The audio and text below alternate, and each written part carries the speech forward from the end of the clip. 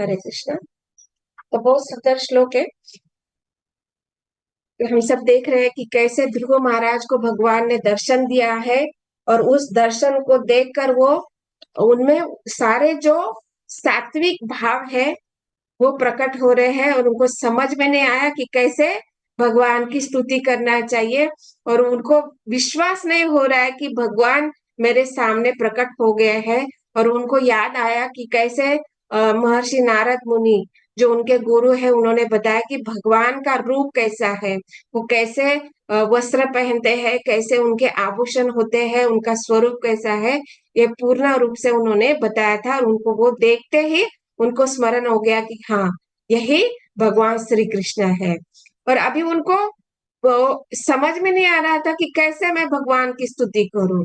और भगवान तो परमात्मा रूप में सबके हृदय में बैठे हैं, और जब सब भगवान समक्ष उनको दर्शन दे रहे हैं तो वो जान जाते हैं कि ध्रुव के मन में किस प्रकार का भाव चल रहा है। क्योंकि छोटे से बालक है, उनको कोई शास्त्र का ज्ञान नहीं है, किसी प्रकार का ज्ञान उनको पहले से ही नहीं नहीं था। तो इसलिए भगवान तो चैत्य गुरु रूप में है, परमात्मा स्वरूप है। और भगवान का एक विशेषण कहा गया है, भगवान सर्वज्ञ है। मतलब भगवान सब कुछ जानने वाले हैं। व्यक्ति के हृदय में क्या है, बाहर क्या है, ये भौतिक सृष्टि क्या है, कर्म क्या है, जीव क्या है, ये सब कुछ जानने वाले भगवान है। और भगवान जान जाते हैं कि अभी ध्रुव महाराज के हृदय में, मन में क्या चल रहा है। इसलिए भगवान क्या करते हैं, अपना जो दिव्य शंख है उसको भगवान ध्रुव महाराज के माथे पर स्पर्श कर देते हैं। और जैसे ही उस दिव्य शंख का स्पर्श हो जाता है, भगवान का स्वरूप उनको दर्शन प्राप्त हो जाता है। तो ध्रुव महाराज के मन में, हृदय में संपूर्ण प्रकार का ज्ञान प्राप्त हो जाता है। ये उसी प्रकार है जिस प्रकार ब्रह्मा जी ने कई दिव्य वर्षों तक तपस्या की थी, और तपस्या के बाद उन्होंने उनको हृदय में ज्ञान प्राप्त हो गया था, और साक्षात भगवान का भी दर्शन प्राप्त हो गया था।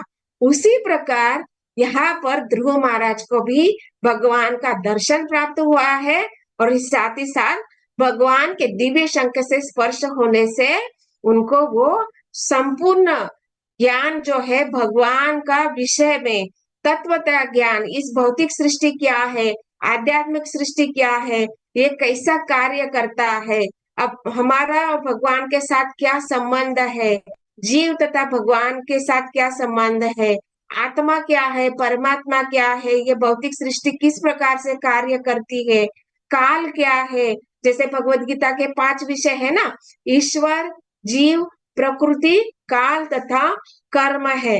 तो ये जो सारे विषयों का ज्ञान तथा इसके साथ में भगवान का साक्षात स्वरूप, और इसके साथ में भगवान का क्या संबंध है, ये पूर्ण ज्ञान, मतलब भगवान कहते हैं ना भगवत गीता में, जन्म कर्म च मे दिव्यम एवं यो वेत्ति तत्वता त्यक्त्वा देहम पुनर्जन्म न, क्या है वो आगे, नैति मामेति मामेति सो अर्जुन। मामेति सो अर्जुन। जैसे भगवान कहते हैं कि मेरा जन्म तथा कर्म जो तत्वतः जानता है उसका पुनर्जन्म नहीं होता है, उसको पुनः भौतिक शरीर प्राप्त नहीं होता है। और यहाँ पे हम देख रहे हैं कि जैसे ही ध्रुव महाराज को यह सारा ज्ञान प्राप्त हो जाता है, तो उनको पूर्णतः उनका हृदय, मन, बुद्धि, अहंकार, शरीर जो कुछ भी है वो सब शुद्ध हो जाता है। इसलिए यहाँ पे बताया जा रहा है, इस श्लोक में बता रहे हैं, और उनको जो ज्ञान हो गया है, प्राप्त हो गया है, उस ज्ञान के द्वारा अभी भगवान की स्तुति कर रहे हैं। और ये श्लोक एक सुंदर श्लोक, शब्दों में भगवान की स्तुति कर रहे हैं।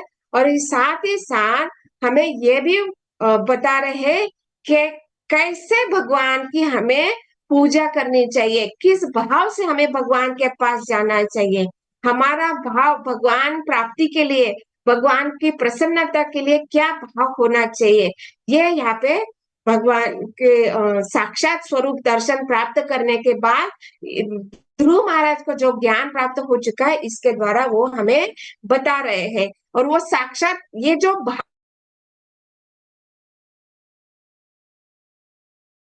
रहे हैं कि नूनम विमुष्ट मतया सव माययाते, मतलब क्या कि ये जो मेरा शरीर है ये कैसा है, यहाँ पे चमड़े के थैले, मतलब शवतुल्य देह है। ये शरीर शवतुल्य कहा गया है। कैसे, ये हम देखेंगे आगे। लेकिन ये कैसा शरीर है, ये चमड़े का थैला है। और हम सब जानते हैं ये शरीर कैसा है, अलग अलग चीजों से बना हुआ है। कैसे, रक्त, मांस, हड्डी, मज्जा है, और मल, मूत्र, और अलग अलग प्रकार के विकार इसमें है।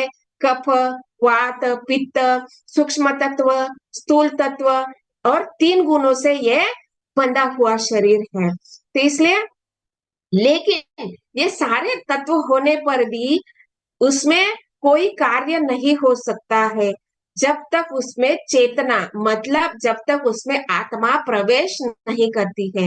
ये सारे तत्वों में जब तक आत्मा प्रवेश नहीं करती है तब तक ये शरीर कोई कार्य नहीं कर सकता। इसलिए कहा गया है कि ये शरीर है शव के तुल्य है, शव के समान कहा गया है। मतलब यहाँ पे दूसरा एक अर्थ बताया जाता है। तो कैसे इसको समझ सकते हैं कि यह शरीर शवतुल्य है, जब तक हम इस शरीर में आत्मा के साथ कार्य कर रहे हैं। इस आत्मा, ये आत्मा की क्या है, शरीर का आधार लेके कार्य करता है। मतलब जब तक हम अपनी केवल इंद्रिय तृप्ति के लिए इस शरीर में रहकर रहने वाला जो आत्मा है, ये केवल इंद्रिय तृप्ति के लिए कार्य करता है, तब यह शव के समान कहा जाता है। मतलब वो केवल शरीर के विषय में सोच रहा है, इसलिए इसको कहा गया है कुनप। मतलब ये जो शरीर है ये कैसा है, मृत शरीर है। लेकिन इस मृत शरीर को चेतनामय बनाया जा सकता है। जैसे ध्रुव महाराज ने पिछले एक श्लोक में बताया कि मेरी सारी इंद्रियां जागृत हो चुकी है आपके दर्शन मात्र से। मतलब क्या, ये सारी इंद्रियां जब हम अपनी इंद्रिय तृप्ति के लिए कार्य करते हैं तो वो मृत मानी गई है। और जब ये सारी इंद्रिय के द्वारा हम भगवान के लिए, भगवान की प्रसन्नता के लिए, उनकी सेवा के लिए जब हम उनका उपयोग करते हैं तो वो सारी चेतनाएं क्या है, जागृत कही जाती है। दैट मीन्स उनमें एक शक्ति प्राप्त हो जाती है। इस प्रकार यहाँ पे ये जो शरीर है अपने इंद्रिय तृप्ति के लिए कहे गए हैं तो वो शव के समान है। और जब भगवान की संतुष्टि के लिए हम सेवा करते हैं तो वो जागृत कहे जाते हैं। तो इस प्रकार यहाँ पे अभी ध्रुव महाराज सोच रहे हैं कि जैसे उनको ज्ञान प्राप्त हो गया तो उनको अभी पश्चाताप हो रहा है। तो ये पश्चाताप क्या है और कैसे इनको वो समझ रहे हैं कि वो पश्चाताप क्या कर रहे हैं कि तात्पर्य में श्रील प्रभुपाद बहुत सुंदर बताते हैं कि ध्रुव महाराज को पश्चाताप हो रहा था क्योंकि वे भौतिक लाभ के उद्देश्य से भगवान की भक्ति में प्रवृत्त हुए थे। मतलब जब उन्होंने भगवान की भक्ति करना शुरुआत किया तो उनका उद्देश्य क्या था कि मुझे अपने पिता प्रपितामह से भी बढ़कर उनको राज्य चाहिए। मतलब क्या, अपने पिता उत्तानपाद और प्रपितामह कौन है, ब्रह्मा जी। ब्रह्मा जी से भी बढ़कर उनको राज्य प्राप्ति की इच्छा थी। मतलब यहाँ पे ये जो इच्छा थी उनकी सकाम इच्छा कही गई है। मतलब इसी उद्देश्य से भगवान के पास जाकर उनसे भक्ति, मतलब उनसे इच्छा करना, ये सकाम भाव कहा गया है। और जब उनको ज्ञान प्राप्त हो गया तो वो समझ गए कि मेरी इच्छा क्या है, ये सकाम है। अभी छोटा बालक ध्रुव महाराज जो छोटा 5 साल का बालक है, उसको सकाम भाव क्या है, भक्ति क्या है, अकाम क्या है, मोक्ष काम क्या है, ये किसी प्रकार का उनको ज्ञान नहीं था। लेकिन जैसे ही भगवान ने उनको ज्ञान प्रदान किया तो समझ गए कि मेरी जो इच्छा है वो सकाम भाव है।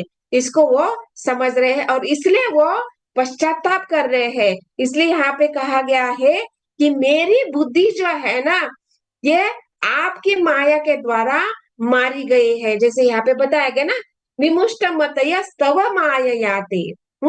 विमुष्ट मतय तव माययाते, मेरी बुद्धि जो है ये कैसी है, आपकी माया के द्वारा मारी गई है। और ये भगवान की माया कौन सी है, ये बहिरंगा शक्ति है। ये बहिरंगा शक्ति के द्वारा जिसकी बुद्धि खो गई है, वो क्या करता है, भगवान के पास सकाम भाव से आकर इंद्रिय तृप्ति की इच्छा करता है। जैसे मैं यहाँ पे आपके चरणों में आकर बड़े से बड़े राज्य की, मतलब प्रपिता से भी बढ़कर राज्य की प्राप्ति की इच्छा कर रहा हूँ। इस प्रकार से ध्रुव महाराज के ये उनको ग्लानि हो रही है कि मेरे जैसा कोई मूर्ख हो ही नहीं सकता। यहाँ पे बोल रहे हैं ना, तात्पर्य प्रभुपाद जी यहाँ पे बोल रहे हैं कि ऐसा मेरे समान कोई व्यक्ति जो इंद्रिय तृप्ति की इच्छा से आपकी भक्ति कर रहा है, तो मेरे जैसा कोई मूर्ख हो ही नहीं सकता है। तो इस प्रकार का, अभी देखिए कुछ महीने पहले जो छोटा सा बालक था जिसको कुछ भी ज्ञान नहीं था, और एकदम से जैसे भगवान का दर्शन हो गया है, दिव्य शंख का स्पर्श हो गया, तो वो एकदम से वो सकाम भक्ति, निष्काम भक्ति के बारे में बात कर रहा है।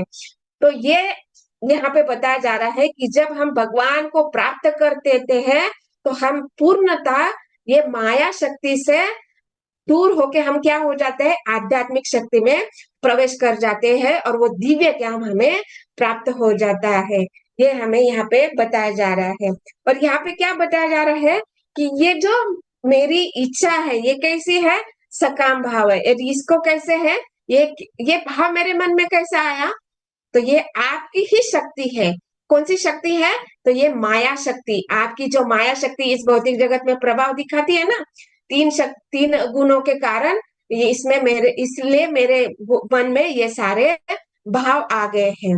और आपको अभी देखिए, मैंने आपकी सकाम भाव से भक्ति की है, और आप इतने कृपालु है कि मैंने सकाम भाव से भक्ति की है, फिर भी जो गुरु के मार्गदर्शन के द्वारा मैंने जो आपकी भक्ति की है, जैसे हम लोगों ने देखा कि ध्रुव महाराज ने कैसी भक्ति किया, एक तो अष्टांग योग पद्धति से, और साथ ही साथ उन्होंने क्या किया, भक्ति योग का भी विधि का पालन किया। उन्होंने बताया ना कि पिछले श्लोक में जो भी अलग अलग प्रकार के कंद फूल, जैसे महर्षि नारद जी ने उनको बताया कि भगवान की अर्चना आपको करनी है, पूजा आपको करनी है, मतलब वहां पे उन्होंने नवदा भक्ति भी की है, और अष्टांग योग पद्धति का भी उन्होंने पालन किया है, प्राणायाम वगैरह।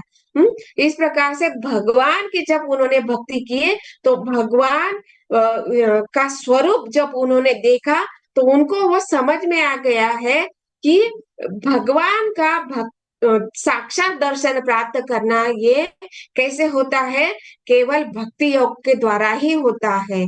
और मतलब यहाँ पे तुरंत वहां पे वो समझ रहे कि मैं सकाम इच्छा से आया था, लेकिन आप इतने कृपालु है कि आपने मुझे पूर्णतः हृदय शुद्ध कर दिया है, और मुझ में ये निष्काम भाव आ गया है कि मैं कैसा, मेरा जैसा मूर्ख व्यक्ति है जो कुछ इच्छा लेके आपके पास आया है, लेकिन आपके चरण कमल कैसे है, आपके ये चरण कमल है दिव्य नौका के समान है।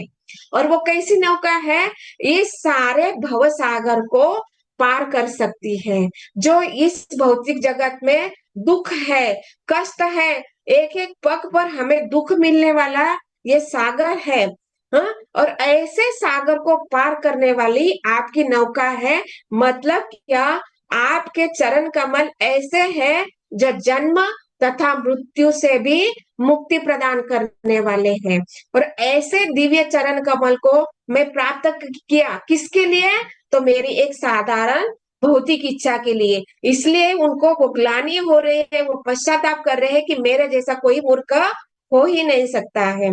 और आपके चरण कैसे है, यहाँ पे अलग अलग 3 शब्द प्रयुक्त किए गए, और भी शब्द है भगवान के चरण कमलों के लिए। पहले तो कहा गया है नौका, जो भव सागर को पार करने वाले हैं, जन्म मृत्यु से पार करने वाले हैं। दूसरा है, उनके चरण कमल को छाते के समान कहा गया है, छतरी। हम जब बारिश होती है तो हम भीगे नहीं, इसलिए हम क्या करते हैं, छाता लेके जाते हैं। और दूसरा एक उपयोग है छाते का, कि जब गर्मी ज्यादा होती है तब भी हम छाता का उपयोग करते हैं, जिससे हम अपने आप को गर्मी से बचा सके। तो इसलिए भगवान के चरण कमल को छत्र कहा गया है या छाता कहा गया है, क्योंकि भगवान के दिव्य चरण कमल है हमें इस भौतिक जगत के सुख तथा दुख से मुक्त कराने वाले हैं। किसी भी प्रकार का दुख या कष्ट का अनुभव हमें नहीं होता है जब हम भगवान के चरण कमल को पकड़े रखते हैं। दैट मीन्स हम कैसे हैं, निष्काम भाव से, बिना अन्य अभिलाषिता शून्यम, बिना किसी भाव से, बिना किसी भौतिक इच्छा के, हम केवल भगवान की प्रसन्नता के लिए, भगवान की तुष्टि के लिए, उनके इंद्रियों को प्रसन्न करने के लिए, उनकी इंद्रियों की तुष्टि के लिए हम जब कार्य करते हैं तो ये निष्काम भाव आ जाता है। और इस निष्काम भाव से हम जब भगवान की भक्ति करते हैं तो इस भौतिक जगत में रहते हुए भी हम किसी प्रकार का दुख का अनुभव नहीं कर सकते, कष्ट का अनुभव नहीं कर सके। तो दैट मीन्स इसका अर्थ ऐसा होता है कि हम भौतिक जगत में है तो भक्त बन गए तो हमें कष्ट का अनुभव नहीं होगा। कष्ट का अनुभव तो होगा, क्योंकि ये दुखालय मां शाश्वतम है, भगवान ने स्वयं बताया। लेकिन ये जो सारे दुख आते हैं, कष्ट आते हैं, तो इसको सहन करने की शक्ति भगवान प्रदान करते हैं। तो इसके लिए हम ये इस भौतिक जगत में रहते हुए भी जब शुद्ध भक्ति का प्रयास करते हैं तो क्या हो जाता है, इन सुख दुखों को हम ज्यादा भाव नहीं देते हैं, उनको मतलब सोचते नहीं। हाँ, क्योंकि भक्तों को यह पूर्ण विश्वास होता है कि दुख आया है मतलब इसके बाद सुख आने ही वाला है। और ये कैसा सुख आने वाला है, ये शाश्वत सुख हमें प्राप्त होने वाला है, क्योंकि ये भगवान की माया है ना, इस भौतिक जगत में हमारी परीक्षा लेती है। हाँ, कि क्या हम सच में भगवान को प्राप्त करना चाहते हैं, क्या हम सही में भगवान की प्रसन्नता चाहते हैं, ये देखना चाहती है। इसलिए माया देवी जो है हमें कष्ट देती है, दुख पहुंचाती है। दैट मीन्स क्या, एक प्रकार से हमारा शुद्धिकरण करती है ये दुख के द्वारा, कष्टों के द्वारा। और इसी प्रकार से जब हम इन दुखों को सामना करते हैं तो हम क्या होते हैं, सकाम भाव से, किसी भी प्रकार के भाव से हम पूर्णतः शुद्ध हो जाते हैं। दैट मीन्स हमारा हृदय का शुद्धिकरण हो जाता है।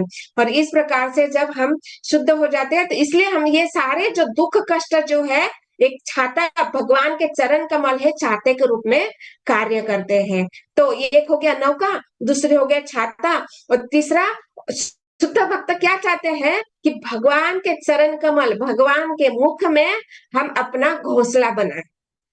मतलब हम उसमें, जैसे पक्षी जो होता है पेड़ के ऊपर घोंसला बना के सुरक्षित रहना चाहते हैं, उसी प्रकार भगवान के शुद्ध भक्त क्या चाहते हैं, भगवान के चरण कमलों में हम हमेशा ही, वो घोंसले में पक्षी क्या करता है, हमेशा बैठा रहता है। उसी प्रकार पक्षी जो घोंसले में बैठा रहता है तो केवल वो चिंता, उसको क्या चिंतन रहता है कि जो अंडे मैंने दिए हैं उसमें अपने बच्चों को वो उत्पन्न कर सके। उसी प्रकार शुद्ध भक्त जो होता है भगवान के चरण, भगवान के मुख में घोंसला बनाना चाहता है। दैट मीन्स केवल हम आपके चरणों में रहे और आपकी इंद्रियों को तृप्त करते रहे, आपकी सेवा करते रहे, यही भाव हमारा होना चाहिए। तो इस प्रकार तीन प्रकार के जो शब्द है भगवान के चरण कमलों के लिए कहा गया है। पहला नौका, दूसरा छाता है, तीसरा घोंसला है। इसके अलावा भी बहुत सारे शब्द है भगवान के चरण कमलों के लिए, उपमा दी गई है। हाँ, तो इसलिए यहाँ पे देख रहे हैं और एक उपमा यहाँ पे ध्रुव महाराज यहाँ पे बता रहे हैं कि भगवान के चरण कमल कैसे है, कल्पतरु के समान है। मतलब क्या कि जो भी इच्छा हम करें उसको वो पूर्ण कर सकते हैं। जैसे ही सकाम भाव से जा रहे हैं तो सकाम भाव से भी, अकाम भाव से जा रहे हैं तो अकाम भाव को भी भगवान पूर्ण करते हैं।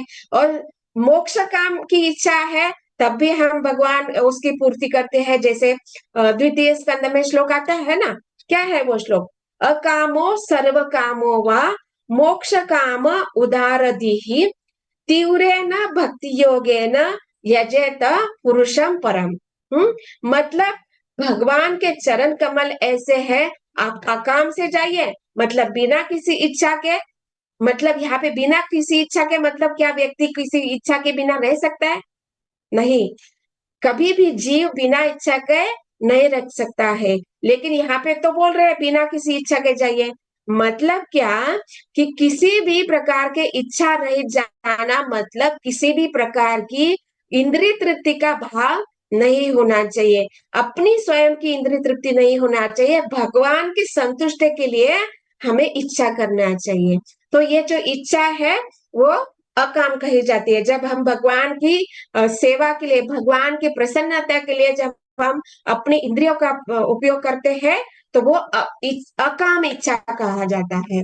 तो इसलिए भगवान की भक्ति करनी है, तीव्रता से भक्ति करनी है। कैसे? अकाम भाव से, मतलब केवल भगवान की प्रसन्नता के लिए। दूसरा काम है, दूसरा क्या बताया गया है? सर्व कामों में, मतलब आपकी जो भी इच्छा है, सकाम इच्छा है, अकाम इच्छा है, मोक्ष काम इच्छा है, या इस जो भी धन प्राप्ति है, जैसे भगवत गीता में और एक श्लोक आता है ना, आरती अर्थार्थी, जिज्ञासु तथा ज्ञानी, ये चार प्रकार के जो सुकृति न है, ये भी भगवान के पास जाते हैं। मतलब कोई जो बहुत दुख से भरा हुआ है, उसका जीवन बहुत पीड़ित है, बहुत कष्ट का अनुभव कर रहा है, तब भी भगवान के पास जा सकता है। और जो दूसरा बताया गया अर्थार्थी, मतलब जो बहुत अत्यंत गरीब है, अकिंचन है, उसके पास कोई धन नहीं है और वो बहुत उससे पीड़ित अनुभव करता है, तब भी वो भगवान के पास जाता है। और जिज्ञासु, जिज्ञासु जानना चाहता है वो भगवान के विषय में, मैं कौन हूँ, मैं इस भौतिक जगत में क्या हो रहा है, जन्म क्या है, मृत्यु क्या है, इस प्रकार की जब वो जिज्ञासा करता है तब भी वो भगवान के पास जाता है। और चौथा बताया है ज्ञानी, वो भगवान के विषय में ज्ञान प्राप्त करना चाहता है। तो इस प्रकार के ये जो चार प्रकार के जो इच्छा रखने वाले, तो इसके लिए यहाँ पे सर्वकामी कहा गया है। तो ये जो सर्वकामी जो है वो भगवान के पास जा सकते हैं, और उनका सारा जो अर्थार्थी है वो धन चाहता है, आरती है जो दुख से मुक्ति चाहता है, ज्ञानी है वो भगवान के विषय में ज्ञान प्राप्त करना चाहता है, और जो जिज्ञासु है वो जानना चाहता है कि भौतिक प्रकृति क्या है, जीव क्या है, ईश्वर क्या है, काल क्या है, कर्म क्या है, प्रकृति कैसे कार्य करती है, ये सारा जो ज्ञान प्राप्त करना चाहता है जिज्ञासु जो है वो भगवान के पास जा सकता है। मतलब और उसके बाद ये हो गया दूसरा कैटेगरी, मतलब सर्वकामी। और इसके बाद आता है तीसरा मोक्षकामी।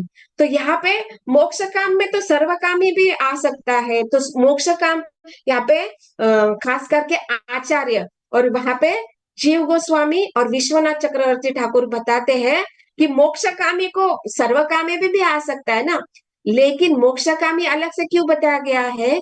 क्योंकि ये जो मोक्षकामी है वो क्या सोचते हैं कि जब हम मुक्त हो जाएंगे तो हम मतलब जब हम इस भौतिक जगत से मुक्ति प्राप्त करेंगे, मोक्ष प्राप्त करेंगे, तो ये सर्वश्रेष्ठ गंतव्य है, ऐसा सोचते हैं। लेकिन यहाँ पे हम देखते हैं कि जो पांच प्रकार की मुक्तियां है, तो ये मुक्तिकामी वाले जो होते हैं वो साहित्य मुक्ति चाहते हैं। मतलब भगवान के तेज में लीन होना चाहते हैं। ये मोक्षकामी जो होते हैं। लेकिन वैष्णव सिद्धांत के अनुसार पांच प्रकार की जो मुक्ति कहा गई है, तो उसमें ये सायुज्य मुक्ति जो है ये गरीब कहे गए, इसकी वैष्णव निंदा करते हैं। दैट मीन्स जब सर्वकामी मोक्षकामी जो है भगवान से मुक्ति चाहते हैं, तो ये क्या है, भगवान के तेज में लीन होना चाहता है, तो इसके लिए वैष्णव कहते हैं कि ये एक प्रकार से आत्महत्या है। मतलब वहां पे ये तेज में लीन होने का अर्थ है कि भगवान की भगवान की भी सेवा नहीं करने चाहते हैं और अपनी इंद्रिय तृप्ति भी नहीं चाहते हैं।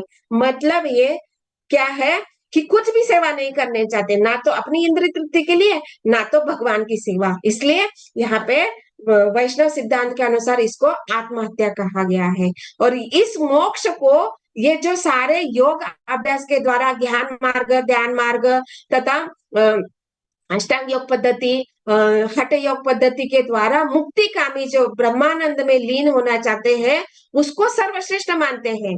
तो इसलिए यहाँ पे बताया जाता है कि ये मोक्ष कामी भी श्रेष्ठ गंतव्य नहीं है। इसलिए यहाँ पे अकाम हो, सर्व काम हो, मोक्ष काम हो, और ये सारे जो जो कुछ भी ये सारी इच्छा लेते हुए भगवान के पास आते हैं तो उनको उदारधी कहा गया है। उदारधी मतलब क्या कि किसी भी इच्छा के लिए, किसी भी इंद्रिय तृप्ति के लिए, भोग वांछा के लिए वो देवी देवता के पास नहीं जाते हैं, भगवान के पास जाते हैं, इसलिए उनको उदार कहा गया है। जैसे ज्ञानी ये जो है उनको भी उदार कहा गया है, सुकृत न कहा गया है, क्योंकि वो किसी भी अन्य देवी देवता के पास नहीं जाते हैं अपनी इच्छा पूर्ति के लिए, वो भगवान के पास आते हैं, इसलिए भगवान उनको उदार कहते हैं। और यहाँ पे हम देखते हैं कि ये सारे जो भक्त है अकाम सर्व काम मोक्ष काम वाले जो भी इच्छा रखते हुए भगवान के पास जाते हैं तो उनको श्रेष्ठ मतलब उदार कहा गया है, क्योंकि वो किसी भी देवी देवता के पास नहीं जाते हैं। और यहाँ पे यह विशेषण क्यों यह बात हो रही है, क्योंकि यहाँ पे ध्रुव महाराज बोल रहे हैं कि जिनकी बुद्धि माया द्वारा भ्रष्ट हो गई है, जिनकी बुद्धि इस बहिरंग शक्ति के द्वारा हो देवता के पास अपनी इच्छा पूर्ति के लिए जाते हैं, लेकिन जो भी अपनी इच्छा की पूर्ति के लिए भगवान के पास आते हैं तो वो कुछ ना कुछ ऐसे ही फल की प्राप्ति अवश्य करेंगे। और वो कैसे फल की प्राप्ति होगी, तो जब देवी देवता के पास जाते हैं तो जो भी फल प्राप्त होता है वो कैसे होता है, क्षणिक होता है, वो शरीर के साथ नष्ट होने वाली है। लेकिन यहाँ पे उदार इसलिए कहा गया है क्योंकि वो भगवान के पास जाते हैं, और भगवान जब उनकी इच्छा पूर्ति करते हैं तो इसके लिए भी भगवान अपने भक्तों के साथ अलग अलग प्रकार से व्यवहार करते हैं, आदान प्रदान करते हैं। तो इसके लिए भी 3 कैटेगरी है कि जब भगवान के पास जो भी भक्त जाता है, जो कुछ भी इच्छा लेकर जाता है, वो क्या करते हैं, अपनी इच्छा पूर्ति को इच्छा करता है, तो वो जब भगवान के पास जाता है तो अलग अलग प्रकार से योग करता है या ध्यान करता है या ज्ञान प्राप्ति का, लेकिन जो कुछ भी कार्य करता है उसमें उसका भक्ति योग से मिश्रण होता है, मतलब भक्ति तीव्रता से करने लगते हैं। जब वो तीव्रता से भक्ति करता है तो जब वो 3 प्रकार से भगवान उनके साथ आदान प्रदान करते हैं। तो पहले क्या है कि कोई भी इच्छा लेकर भगवान के पास जाता है, भगवान को प्रसन्न करता है, भगवान को प्राप्त करते हैं, और भगवान बोलते हैं कि आपकी क्या इच्छा है, आप मुझसे ले लीजिए। तो भगवान क्या करते हैं, जब भक्त इच्छा व्यक्त करता है तो भगवान उसकी इच्छा पूर्ति करते हैं, और उसके बाद उसका जो हृदय है उसको शुद्ध कर देते हैं। ये पहला कैटेगरी है कि उसकी इच्छा पूर्ति करते हैं और उसको शुद्ध बनाते हैं। तो इसका उदाहरण है पहली इच्छा पूर्ति और बाद में इच्छा उनको शुद्ध कर देते हैं। तो इसके लिए उदाहरण दिया गया है ध्रुव महाराज का, कि ध्रुव महाराज का पहला क्या था कि उनको बड़ा राज्य चाहिए, ब्रह्मा जी से भी बढ़कर राज्य चाहिए था, तो उनको पहले इच्छा पूर्ति कर दी। नहीं, पहले इच्छा पूर्ति नहीं की, पहले उनको शुद्ध कर दिया। पहले उनको शुद्ध कर दिया, क्योंकि दिव्य शंख से उनको स्पर्श करके उनको ज्ञान प्राप्त हो गया, तो इसलिए उनको पहले शुद्ध किया, बाद में इच्छा पूर्ति की। तो इस प्रकार से पहला भक्त जो है इच्छा तो पहला कैटेगरी क्या कहा कि इच्छा पूर्ति करते हैं बाद में शुद्धिकरण करते हैं। तो इसका उदाहरण है राजा पुरुरवा। तो ये पुरुरवा के लिए क्या है कि वो उन्होंने इच्छा की थी अपनी इंद्रिय तृप्ति के लिए स्वर्ग की जो अप्सरा है उर्वशी को वो प्राप्त करना चाहते थे। अभी देखिए ये होगी पहला। दूसरी है इच्छा पूर्ति, पहले शुद्ध करते हैं और फिर इच्छा पूर्ति करते हैं। तो इसके लिए उदाहरण है ध्रुव महाराज, पहले उनकी शुद्ध कर देते हैं और बाद में उन्होंने भगवान का स्वरूप का दर्शन करने के बाद 36,000 वर्ष उन्होंने राज्य किया था, इसलिए उनको पहले शुद्ध करके उनको इच्छा पूर्ति की। और तीसरा क्या वर्ग बताया कि तीसरा कैटेगरी बताया गया है कि भगवान जिस भी इच्छा से भक्त उनके पास आते हैं तो उनको इच्छा पूर्ति भी करते हैं, उनको अपने चरण भी प्रदान कर देते हैं। लेकिन जो भी उनको वरदान प्राप्त होते हैं, तो जब उनको भगवान अपनी भक्ति प्रदान करते हैं तो इतना भक्ति उस व्यक्ति जो भक्त है वो भगवान की भक्ति में इतना रस का अनुभव करता है, इतना रस का अमृत का रसास्वादन करता है कि भगवान ने जो भी वरदान दिए है उसको वो भूल जाता है, उसको याद ही नहीं रहता है, क्योंकि उसने अमृत रस का पान किया है। इसलिए वो अमृत रस जिसको अगर प्राप्त हो जाता है तो वो भौतिक वरदान के लिए कुछ याद रखेगा क्या? नहीं रखेगा, वो भूल जाएगा ना। इसलिए यहाँ पे 3 प्रकार के वर्ग बताया गया है। पहले इच्छा पूर्ति करके उसको शुद्धिकरण करते हैं, उसको अपनी भक्ति प्रदान करते हैं। दूसरा है पहले शुद्ध करते हैं फिर उसकी इच्छा पूर्ति करते हैं। शुद्धिकरण करना के लिए उदाहरण है पुरुरवा, और पहले शुद्ध करके इच्छा पूर्ति करते हैं, उसके लिए ध्रुव महाराज। और तीसरा जो है ऐसे अनेक अनेक भक्त है कि भगवान उनको अनेक अनेक वरदान देते हैं, लेकिन वो उन वरदानों को उन्होंने मुक्त अवस्था प्राप्त की है। जैसे पांडव है, भीष्म पितामह है, इनके बहुत सारे आशीर्वाद थे ना। ऐसे नहीं उन्होंने कोई किसी भी वरदान का उन्होंने कभी भी प्रयोग नहीं किया, क्योंकि वो भक्ति में इतना रस प्राप्त किया था कि वो सारे जो वरदान है उनको उन्होंने कभी भी उनके विषय में नहीं सोचा था। इस प्रकार से हम देखते हैं कि भगवान है 3 प्रकार से आदान प्रदान करते हैं भक्तों के साथ में। अभी यहाँ पे और एक हम देखते हैं कि भगवान के पास जो कुछ भी भौतिक इच्छा लेकर जो भगवान के पास जाते हैं तो भगवान ये सोचते हैं क्या, अरे ये तो भक्त तो कुछ इंद्रिय तृप्ति चाहता है या कुछ भौतिक इच्छा रखकर मेरे पास आए, तो मैं क्यों दूं? ऐसा सोचते हैं क्या भगवान? नहीं, क्योंकि कभी कभी भगवान जब भगवान की जब प्रार्थना कर रहे थे कर्दम मुनि, उन्होंने इच्छा व्यक्त की थी कि मुझे अभी ब्रह्मा जी का आदेश है कि मुझे अभी सृष्टि करनी है। सृष्टि करनी है मतलब वंश की वृद्धि करनी है, मुझे संतान उत्पत्ति करनी है। तो इसके लिए जब पहले ऐसे होता था वैदिक काल में कि मनु महाराज के पहले जो भी ब्रह्मा ब्रह्मा जी से संतति उत्पन्न हुई थी, तो उसमें ऐसा देखा जाता था कि एक ही माता पिता से उत्पन्न जो पुत्र है या पुत्रिया है उनमें विवाह होता था। जैसे ब्रह्मा जी से मनु भी उत्पन्न हुए थे और शतरूपा भी उत्पन्न हुई थी, लेकिन उनका विवाह हुआ था। तो यहाँ पे एक ही माता पिता से जब पुत्र या पुत्रियां उत्पन्न होती थी तो उनको विवाह हुआ जाता था। तो ये इसके लिए कारण बताया जाता है कि ये सारे जो नियम है, ये जब मनु प्रजा जो संतति उत्पन्न हुई उनके बाद ये सारे मनुष्यगण उत्पन्न हुए, और ये सारे मनुष्य के लिए ये सारी नियम बताए गए। लेकिन उसके पहले ऐसे होता था कि हम सोच सकते हैं ना कि एक ही माता पिता से उत्पन्न पुत्र पुत्री का विवाह कैसे हो सकता है? हाँ, ये तो गणित है। लेकिन यहाँ पे बताया जाता है कि वहां पे प्रयोजन क्या है।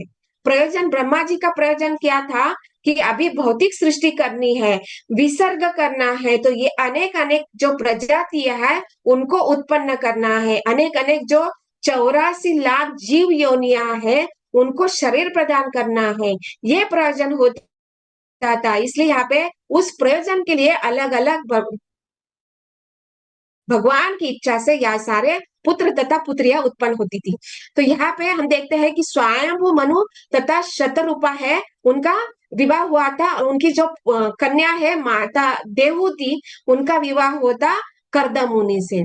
तो ये यहाँ पे कर्दम मुनि जब संतान उत्पत्ति करनी थी ब्रह्मा जी के आदेश के लिए, तो उन्होंने पहले क्या किया था कि वैदिक काल में ऐसा होता था कि संतान उत्पत्ति के पूर्व तपस्या करनी होती थी, किया किया जाते थे। मतलब वो व्यक्ति जो भक्त है वो पहले भगवान से भक्ति करता था, उनसे वरदान प्राप्त करता था, और उसके बाद जो भी कार्य दिया गया है उसके करते थे।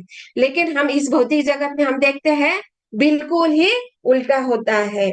कि हम पहले अपनी इंद्रिय तृप्ति करना चाहते हैं, बाद में देखेंगे, अभी तो यंग है ना, अभी क्या भक्ति करनी है।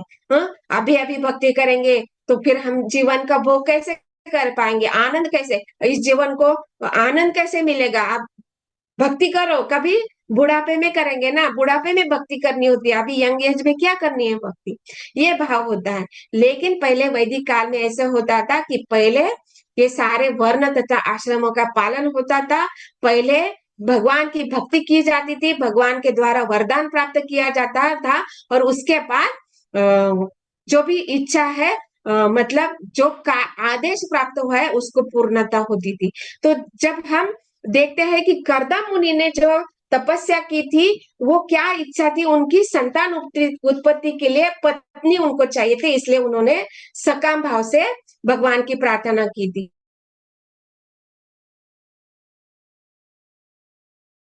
तो सकाम भाव इच्छा हो, जो कुछ भी भौतिक इच्छा हो उसको भगवान पूर्ति करते हैं। तो भगवान वहां पे कर्दम मुनि को बोलते हैं कि आप, वो कर्दम मुनि वहां पे रिग्रेट करते हैं कि मैं भार्या के लिए, मतलब एक अनुरूप पत्नी के लिए मैं आपकी भक्ति करना चाहता हूँ। तो जब कर्दम मुनि इस प्रकार से ग्लानि व्यक्त करते हैं भगवान के पास, तो भगवान बोलते हैं कि आपकी जो भक्ति है ना, ये निर्व्यलिक है, निष्कपट पूर्ण है, प्रामाणिक है, तो इसलिए मैं आपकी जो प्रामाणिक भक्ति है उससे बहुत प्रसन्न, प्रसन्न होकर आपको अनुरूप पत्नी है मैं आपको प्रदान करूंगा। तो यहाँ पे हम देखते हैं कि भगवान के जो शुद्ध भक्त है, जब जब उनमें ये ग्लानि का भाव आता है, मतलब क्या, मैं इसलिए यहाँ पे बोल रही हूँ कि जब हम भक्ति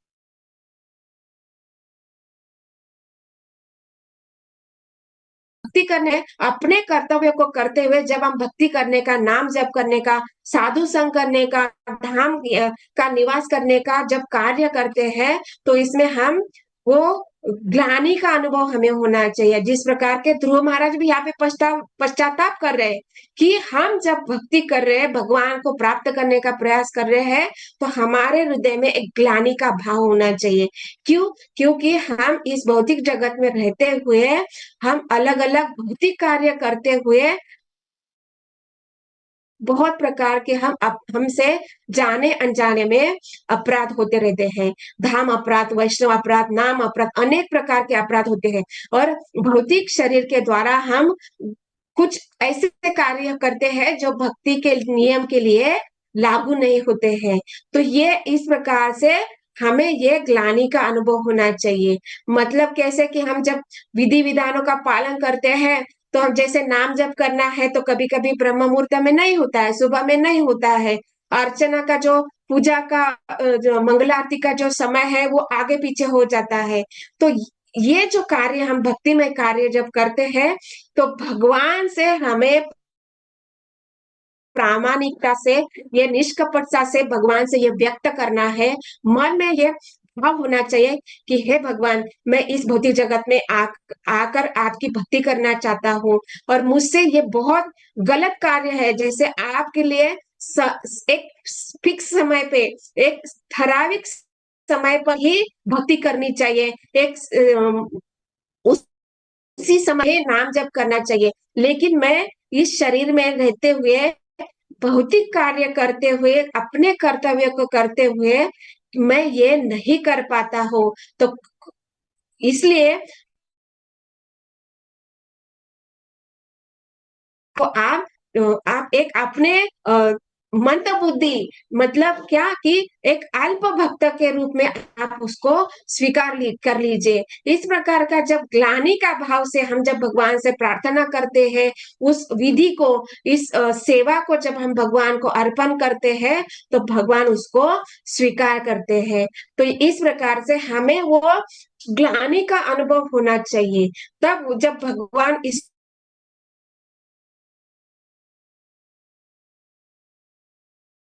उसको देख, इसलिए कि वो भगवान सोचते हैं कि अरे ये भक्त मतलब ये जो व्यक्ति है, ये जो जीव है, सोच रहा है कि मैं भगवान के प्रति अपराध कर रहा हूं, तो इसकी ये जो प्रामाणिकता है वो भगवान को भा जाती है।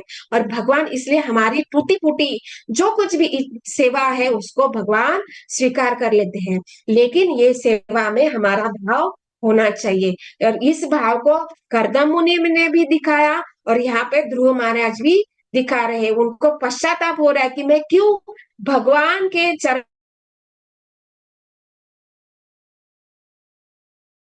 कर सकता है, और सकाम इच्छा करने वाले मैं क्या कर रहा हूँ, इस भवसागर में ही कुछ इंद्रिय तृप्ति चाहता हूँ, इस भवसागर में ही सुख प्राप्त करना चाहता हूँ, लेकिन जबकि भगवान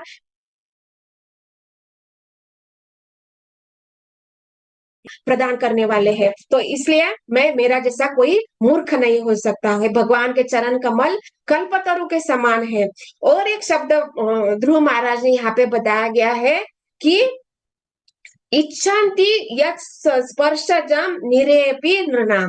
मतलब क्या, कि भगवान के जो चरण कमल है ये दिव्य नौका को प्रदान करने वाले, जन्म मृत्यु को पार करने वाले हैं। और मैं यहाँ पे जन्म मृत्यु के चक्र में फंस कर इस भौतिक जगत में रहकर इंद्रिय तृप्ति करना चाहता हूँ, लेकिन ये इंद्रिय तृप्ति, ये स्पर्श सुख या जो काम सुख है, वो कैसा है, नरक में भी प्राप्त होने वाला है। निरये भी, हाँ, मतलब क्या, नरक में भी प्राप्त होने वाले सुख की इच्छा लेकर मैं भगवान के पास जा रहा हूँ। तो मेरे जैसा कोई मूर्ख हो ही नहीं सकता है जो सुख नरक योनि में, नरक योनि मतलब क्या, कि सर्प हो, कुकर हो,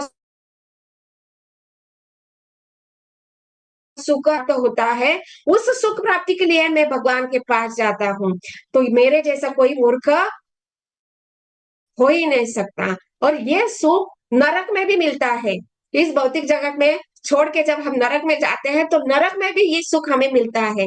और हमारे शिक्षक गुरु जो है, हम जिनसे ये सारे ज्ञान प्राप्त कर रहे हैं, तो उन्होंने बताया ये जो नरक में जो जीव जाते हैं ना, तो जैसे सारे जो के जो सेवक है, वो जो हम जब जीव को सजा देते हैं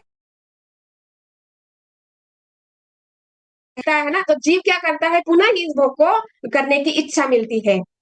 तो वो ब्रेक में जब उनको सजा दी जा रही है नरक के सेवा, तो ब्रेक मिलता है, और उस ब्रेक में वो पुनः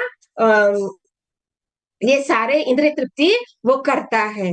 तो ये सुख नरक में भी प्राप्त होने वाला है, और नरक योनियों में भी मिलने वाला है। तो ऐसे सुख प्राप्ति के लिए मैं भगवान श्री कृष्ण को परेशान कर रहा हूँ, उनके चरण कमल में आकर उनसे ये इच्छा प्राप्त कर रहा हूँ। ये पश्चाताप वहां पे ध्रुव महाराज को हो रहा है कि भौतिक इंद्रिय का जो सुख है वो नरक में भी प्राप्त होने वाला है, और इसलिए मैं, मेरे जैसा कोई मूर्ख हो ही नहीं सकता है। इसलिए वहां पे ध्रुव महाराज पश्चाताप कर रहे हैं, बता रहे हैं कि हमें किसी भी इंद्रिय तृप्ति, काम भोग, स्पर्श भोग, भौतिक भोग की इच्छा से भगवान के प्राप्त नहीं करना है। और यहाँ पे हमें ये समझना है कि भगवान से हमें क्या प्राप्त करना है, भगवान के सामने जाकर क्या इच्छा होनी चाहिए, ये हमें ध्रुव महाराज अपने उदाहरण से बताते हैं। और एक बात यहाँ पे आचार्य बताते हैं कि जब जिस किसी इच्छा से भगवान के पास भक्त या व्यक्ति जाता है, तो भगवान उसको अवश्य पूरा करते हैं, चाहे जिस चीज की वो इच्छा पूर्ति करते हैं। क्योंकि अगर व्यक्ति उसके पास भगवान के पास जाता है, कुछ भी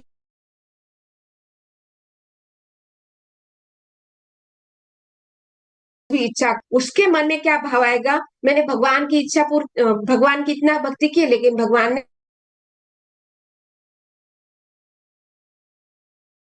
ने, मतलब यहाँ पे आचार्य खास करके विश्वनाथ चक्रवर्ती ठाकुर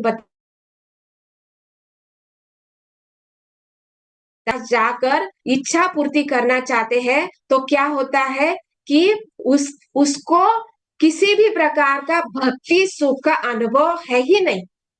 उसको किसी भी प्रकार का भक्ति के द्वारा क्या सुख प्राप्त होने वाला है, आनंद प्राप्त वाला होने वाला है, उसका किसी भी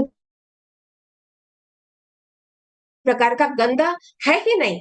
लेकिन जो कुछ भी सकाम इच्छा से वो भगवान के पास जाता है और भगवान उसकी इच्छा अगर पूर्ति नहीं करेंगे तो वो आगे चल के कैसे भक्ति करेगा। दैट मीन्स भगवान यहाँ पे चाहते हैं, भगवान तो कभी भी नहीं चाहते कि किसी भी प्रकार का जीव भौतिक इच्छा करे। भगवान तो चाहते हैं केवल मेरी भक्ति करे और मुझे ही प्राप्त करे, यही भगवान की इच्छा होती है।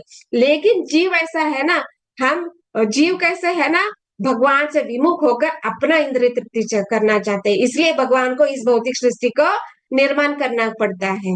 और लेकिन यहाँ पे बताते हैं कि भगवान के पास जो कुछ भी लेकर इच्छा लेकर जाते हैं, क्यों उसको पूरा करते हैं, क्योंकि वो उसकी इच्छा पूर्ण होने से वो भगवान के ऊपर विश्वास करेगा और वो भगवान के ऊपर और भी इच्छा व्यक्त करेगा कि मेरी जो कुछ भी इच्छा पूर्ति है उसको आप पूजिए।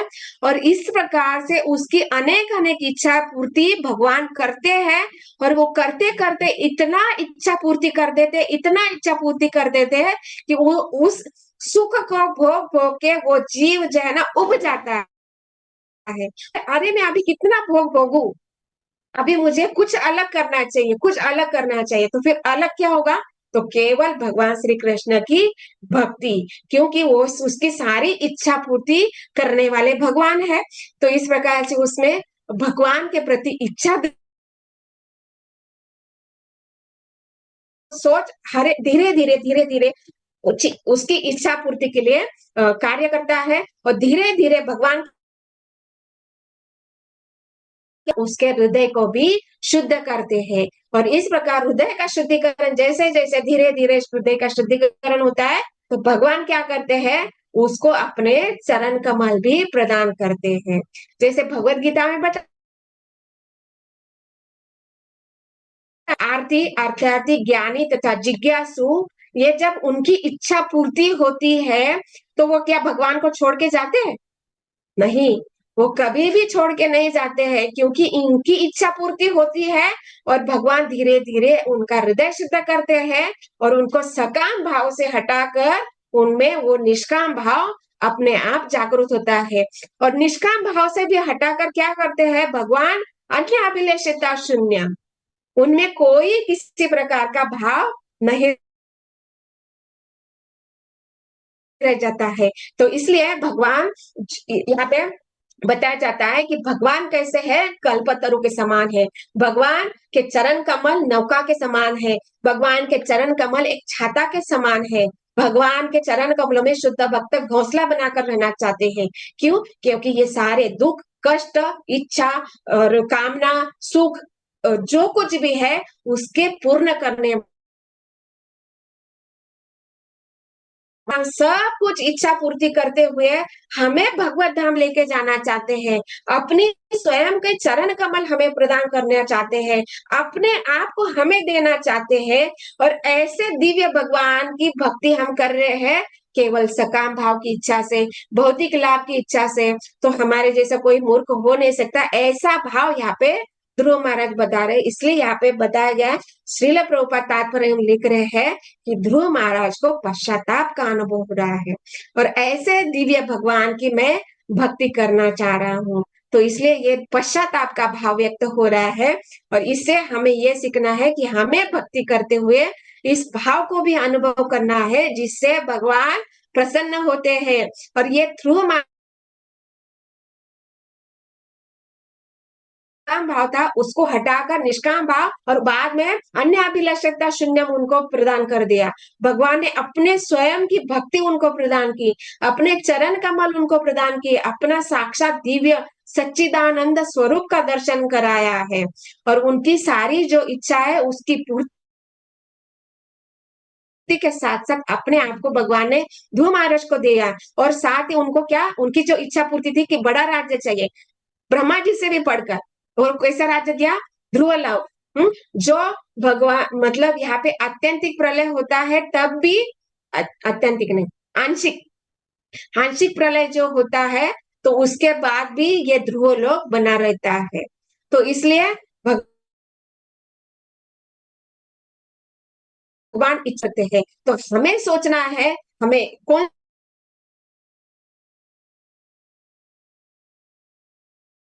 लाभ के लिए इच्छा करनी है या भगवान के चरण कमल की प्राप्ति की इच्छा करनी है। और इसलिए यहाँ पे भगवान ध्रुव महाराज बता रहे हैं कि ये पश्चाताप का अनुभव हम भक्ति में कर रहे हैं, तो इसका ग्लानि का अनुभव हमें करना चाहिए। और हमें ये हमेशा ये भाव होना चाहिए कि केवल भगवान की इच्छा प्राप्ति का ही भाव होना चाहिए, क्योंकि भगवान के दिव्य चरण कमल कुछ भी प्रदान कर सकते हैं, कुछ भी अपने आप को प्रदान कर सकते हैं। और हम सब जानते हैं भगवान को प्राप्त करना आसान नहीं है।